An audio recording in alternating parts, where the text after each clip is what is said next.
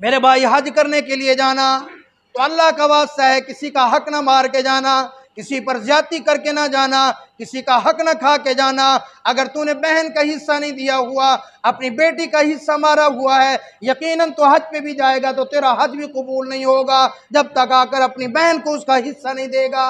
एक अजीब वाक़या याद आ गया। हज़रत शेखुल हदीस मौलाना ज़करिया रहमतुल्लाह अलैह ने एक वाक़या लिखा। फरमाया, रबी इब्न सलमान हज का इरादा हुआ उसका।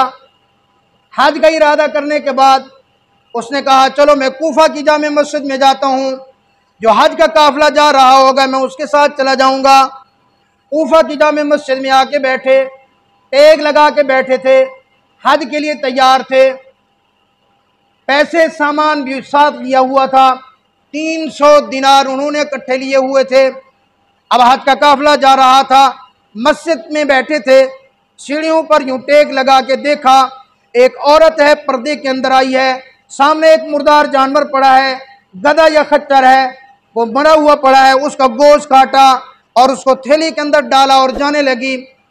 ये रबी इब्न सलमान बड़े परेशान हुए, उस औरत के पीछे पीछे हो लिए, ये कौन औरत है, क्योंकि मुसलमान होने का दौर था, मुसलमानों की हुकूमत थी, ये कौन है। उन्होंने सोचा, उन्होंने शक किया, शायद ये पका कर मुसलमानों को मुर्दार का गोश्त न खिलाती हो।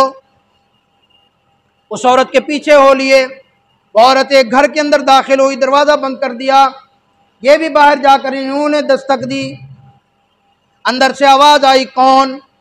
एक बच्ची की आवाज़ आई, कहने लगे मैं रबी इब्न सलमान हूँ, अभी अभी एक औरत एक मुर्दार का गोश्त लेके इस घर में दाखिल हुई है, मैं उसके बारे में ताकीद करने आया हूँ। उस बच्ची ने कहा, हम 4 बहनें हैं, वो हमारी वालदा है, हमारे वालिद फौत हो चुके हैं, हम सैयद घराने से हैं, 4 दिन हो गए हमारे घर फाका है, हमारे लिए कोई खाने पीने का इंतज़ाम करने वाला नहीं है, हम मजबूर हो गए थे, आज अगर फाके से गुजरते तो शायद हम में से कोई जान भी अपनी दे देता, इसीलिए मेरी वालदा वो लेके आई हैं। उनको बड़ा झटका लगा कि और रबी, तू तो हज कर चुका है, तेरा फ़र्ज अदा हो चुका है, ये तेरा नफली हज है, अगर मैं हज के ऊपर गया, अल्लाह ने पूछ लिया सैयदजादी के घर फाके थे, तुझे पता भी चला, तू फिर भी यहाँ आ गया, जा, तेरे हज का कोई फ़ायदा नहीं है। उसी वक़्त दिल में ख्याल आया, वहाँ कूफा शहर में गए, सारा राशन ख़रीदा, सामान ख़रीदा, इकट्ठा किया और जो भी आया बाकी पैसे उसके अंदर रख दिए। 300 दिनार, पता है 300 दिनार कितना बनता है? 100 तोला, करोड़ों रुपए बनते हैं। आज के करोड़ों रुपए बनते हैं, दिनार सोने को होता है। हजरत मौलाना रियाज साहब इसकी तफसील कर देंगे। करोड़ों रुपए बनते हैं आज के, 300 दिनार कई करोड़ बनते हैं। बाकी रकम उसके अंदर रख दी, कहने लगे कि मुझे माफ़ कर देना, मुझे पता नहीं था, कल को जाकर अपने नाना मोहम्मद के सामने हमारी शिकायत न कर देना। वो उनको सामान दिया, वापस आ गए, लेकिन दिल के अंदर सोच रहा कि काश इस दफ़ा मैं हज से रह गया हूँ, मैं अपनी बात को जल्दी जल्दी समेटता हूँ।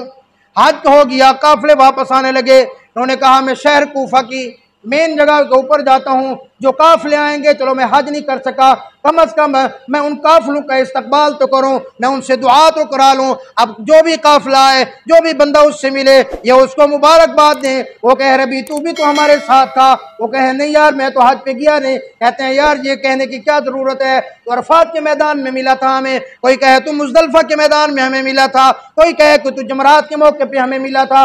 अल्लाहू अकबर। जिस काफिले के साथ इन्होंने जाना था वो काफिला भी आया, उन्होंने भी कहा, उनको जब इन्होंने मुबारकबादी दी, उसके जो अमीर थे उसने कहा यार ये थैली पकड़, ये थैली तूने मुझे मैदान अरफात में पकड़ाई थी, उसके बाद तू मिला ही नहीं मुझे, मैं ये तेरी थैली अमानत ली हुई है, ये अपनी थैली भी ले ले। वो मजीद पहरान और परेशान हो गए। थैली लेके घर आए, देखा उसके अंदर 300 दिनार मौजूद। अल्लाहू अकबर। सोए ख्वाब देखा, इमामुल अंबिया सल्लल्लाहु अलैहि वसल्लम की ज़ियारत हुई। हुजूर सल्लल्लाहु अलैहि वसल्लम ने फरमाया, और अभी तूने मेरी ख़ानदान की बच्चियों की किफ़ालत की, मैं मोहम्मदुर रसूलुल्लाह वफ़ा वाला हूँ, मैंने अल्लाह से दुआ की, अल्लाह ने एक फ़रिश्ते को मुकर्रर किया, जिसने तेरी जगह के ऊपर हज किया और क़यामत तक वो फरिश्ता तेरी तरफ से हज करता रहेगा।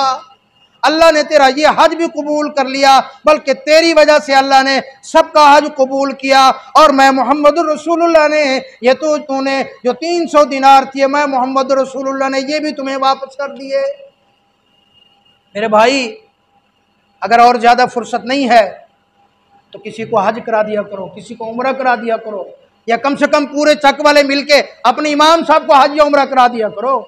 अल्लाह की कसम, अपने किसी इमाम साहब को, कारी साहब को, आलिम साहब को हज या उम्रा करा दो। जब ये अल्लाह वाले वहाँ पहुँचेंगे, ये उलमाए कराम बड़े अल्लाह वाले होते हैं जो काल अल्लाह व काल रसूल पढ़ते हैं, जिनकी कोई नमाज कज़ा नहीं होती और तकबीर तहरीमा के साथ नमाज पढ़ाते हैं आपको। जब ये वहाँ जाकर आपके पैसों से हज या उम्रा करेंगे, ये गिलाफ काबा को पकड़ कर जब दुआ करेंगे, अल्लाह तेरी बिगड़ी बना देगा, अल्लाह तेरी दुनिया भी बना देगा, अल्लाह तेरी आखिरत भी बना देगा। सारे कोशिश करेंगे ना इंशाअल्लाह। जिसको अल्लाह ने तौफीक दिया अकेला बंदा करा दे। अगर इतनी तौफीक नहीं है, कोई एक दो साथी हिम्मत करके साथियों से मिले, यार इमाम साहब को हमने हज कराना है, इमाम साहब को हमने उम्रे पे भेजना है। अगर 10-10 हज़ार 5-5 हज़ार साथी इकट्ठे कर देंगे तो इमाम साहब हज उम्रे पे चले जाएंगे, अल्लाह आपकी दुनिया भी बना देंगे, आखिरत भी बना देंगे। तो सारे साथी कोशिश करेंगे ना इंशाअल्लाह। अल्लाह आपको जज़ाए खैर अता फरमाए।